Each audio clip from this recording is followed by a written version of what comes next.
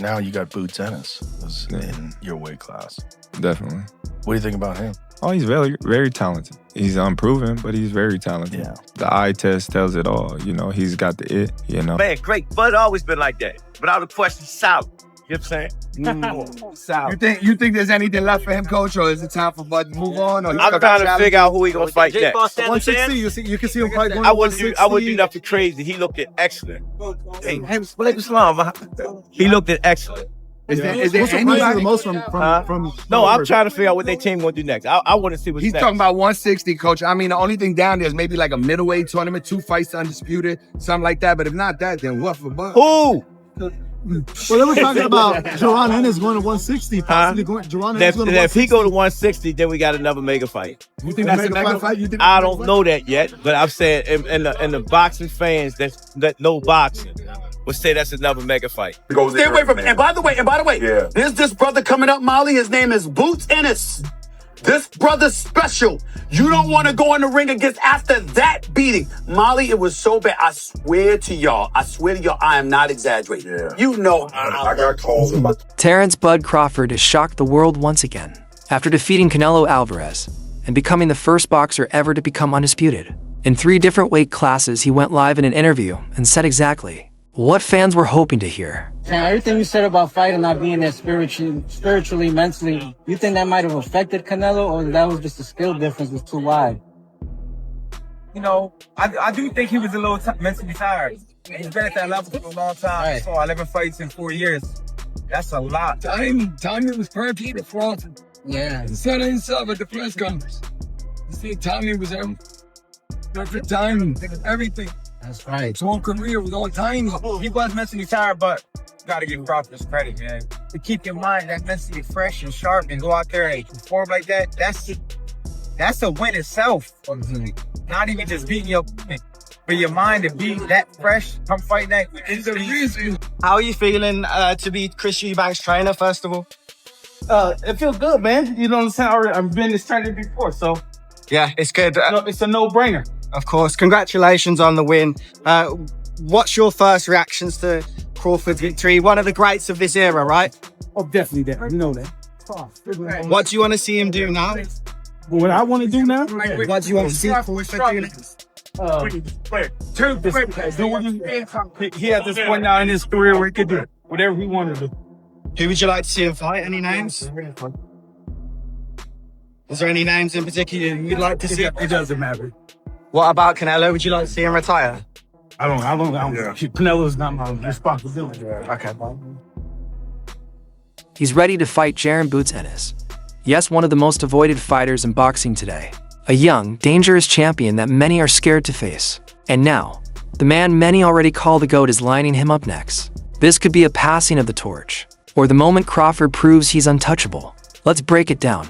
Before the Canelo fight, everyone doubted Crawford. Could a guy who built his legacy at 135, 140, and 147 really beat a natural 168-pound powerhouse like Canelo? Should Bud go to 160? I think Bud should do what he want to do. Are you going to the Crawford on Saturday? I believe I am going. Yes, I believe that I am going. I have to look at my schedule and stuff.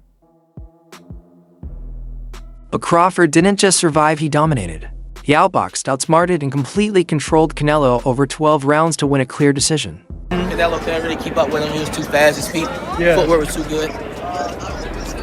Do you think the scores was right on, or do you think maybe it was a little more towards Bud? What was the scorecards? 115, 113, 116, 112. Yeah, that's about right. Yeah? I feel like Bud damn near basically won every round, so Yeah. honestly. But yeah, that's about right. You can say that. Now, with this accomplishment, Keyshawn, is he on the Mount Rushmore of Hell boxers? yeah. Yes.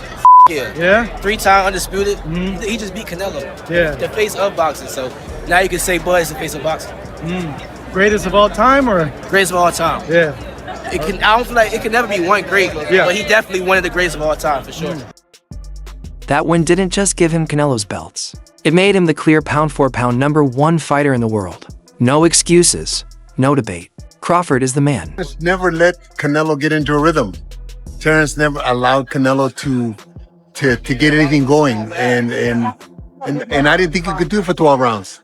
I thought that the first 3 or 4 rounds were going to be difficult for Canelo for that reason, but Terence was able to do it for 12 rounds, and in the later part of the fight, he kind of pushed the fight more than I think people expected, which is the mark of a superstar, man. After that, the question wasn't if he's great, it became, is he the greatest of all time? But being great also makes you a target.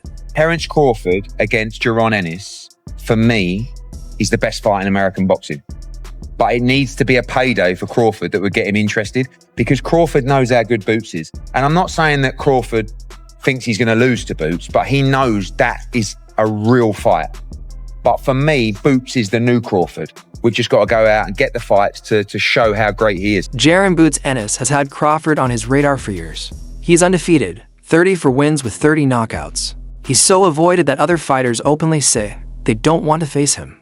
Boots is fast, explosive, and dangerous. And at just 27 years old, he's in his prime.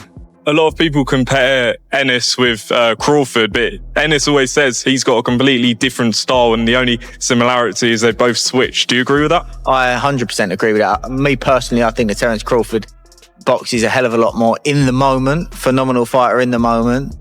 And I think Ennis is a lot more of a chess player. Fans have always wondered what happens when Crawford's elite skill meets Boots' raw hunger. Now it's no longer just fantasy. Crawford himself is ready to make it real. What about the Terence Crawford fight? I'm tired of answering questions about it. He already said millions of times that he not fighting me or looking my way, so I'm just tired of answering them questions, you know. And if a fight happened, it happened. You know, I wanted it to happen, but if not, yeah. In a live interview after the Canelo fight, Crawford didn't dodge the question. When asked about Boots, he said he's open to it. The boxing world went wild. Why? Because Crawford doesn't need to take this fight. He could retire right now, 40-0, undefeated, and walk away as a legend. But instead, he's calling out Boots, a guy most fighters won't even mention. That's the fight that everybody wants to see. Yeah. I want to do it.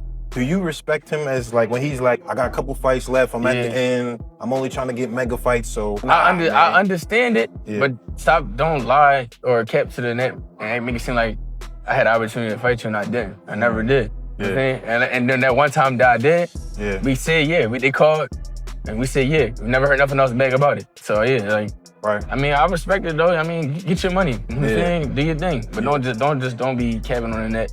Acting like this, acting like that. That's why fans love Crawford. He doesn't just take big fights. He takes the fights people tell him not to take. What do you like watching now? Terence Crawford, one of my favorites to watch now. I love Terence Crawford, and I like to watch Inoue too. Inoue can fight. And you know who else I like to watch though? I like to watch Boots. Oh, okay. Boots, I love watching Boots. Boots got He's game. a fighter. People don't understand Boots got game. You know what I'm saying? I mean, Boots, every now and then he messes on defense a little bit, but Boots got game. Boots versus Terence Crawford. Now, Boots hasn't proven himself enough to tell me for me to say that he gonna beat Terence Crawford, because Terence Crawford is a different kind of animal. Proven. You feel me? Proven stud. You understand where I'm coming from? But Boots, if anybody could be Bud in the future, it would probably be a Boots, because Boots got enough tools to beat anybody. So what weight would this fight even be at? Boots is currently the WBA welterweight champion at 147. Crawford already moved past that division. He's been fighting at 154 and just shocked the world at 168. He's not cutting back down a welterweight. So most likely, this fight happens at 154, maybe even 160. Boots can move up. Crawford is 38. He's not draining himself anymore. I'm trying to tell you, 154, man, it's mine. 154 is mine, and they're gonna see, you know, and they're gonna see, you know, just stay tuned. And like I said, when I handle business October 11th, we're gonna see. So 154 or 160 makes perfect sense. And that's where it gets dangerous. At higher weights, Crawford may not be as fast, but he's still extremely technical. Boots, on the other hand, is young, strong, and still growing. That's what makes this matchup so exciting. And Hello, first things first. A lot has been made about your sparring session with Boots, with Bootsennis. How did that happen? What happened? I cannot say much, but he called us and say if he can go and sparring with me and everything. I say, of course, right? A fighter like me, we always want great sparrings, because there is the thing, right? And I have history with the family because 14 years ago, his older brother helped me for Sugar Shane Motley and Alfonso Gomez. So it's Derek Ennis. So he helped me. So he was 14 years old at that time, by the way.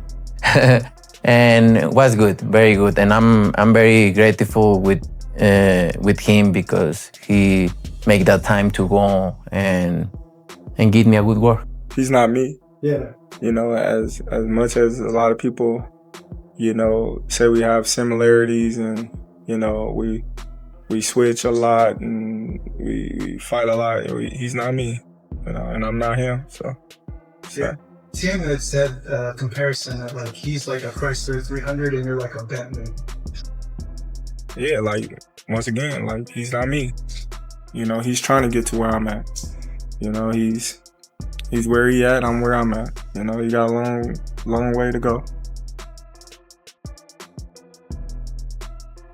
Personally, I wouldn't be mad if I never see Terence fight again. The way he performed, getting ready to be 38, I think, in a few days. Man, what better way to go out?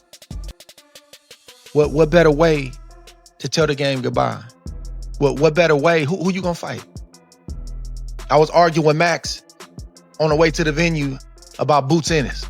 Nah, we don't go fight Canelo and then go back and fight bootsennis. I saw a report today, somebody was talking about him going up to light heavyweight. Nah, we don't go up to light heavyweight. We just went up 3 weight classes since the Spence fight and 2 weight classes since the Madrimov fight, my last fight. This is the perfect send-off, Roy. Yep. In my opinion. Without it's the perfect send-off. You helped the guy who tried to beat me, and I still won. Now I'll beat you too. Fans are split. Some analysts like Max Kellerman say Crawford should keep going, he can beat anyone. Others, like Eddie Hearn, say he should retire now and protect his perfect record. And then you have fighters like Boots calling him out directly, wanting to test greatness. Some say Crawford has nothing left to prove. But fans want to know, can the old lion still tame the young one? That's the beauty of boxing. Generational battles. So tell me, who wins? The master veteran or the hungry young lion? Drop your pick in the comments and don't forget to like and subscribe to Fight Field. See you in the next one.